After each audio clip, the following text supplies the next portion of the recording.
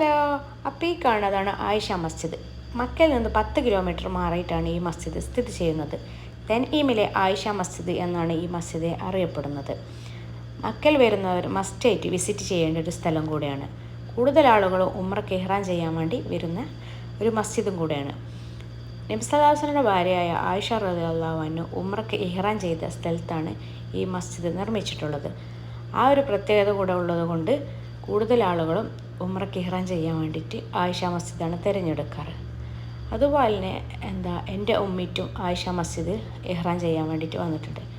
ഉമ്മീറ്റും മക്കയിലെത്തിയിട്ട് ഇന്നേക്ക് 5-ാമത്തെ ദിവസമാണ്. അപ്പോൾ അവരുടെ കൂടെ ഞാനും കുറച്ച് ദിവസമായിട്ട് കൂടിയിട്ടുണ്ട്.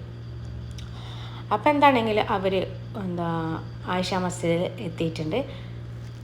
സുന്നതസ്കാരം കാര്യങ്ങളൊക്കെ കഴിഞ്ഞ് അവർ തിരിച്ചു മടങ്ങിയിട്ടുണ്ട്. ഈ മക്കയിൽ പോയി ഉംറ നിർവഹിച്ചിട്ട് വേണം റൂമിലേക്ക് തിരിച്ചു പോകാൻ.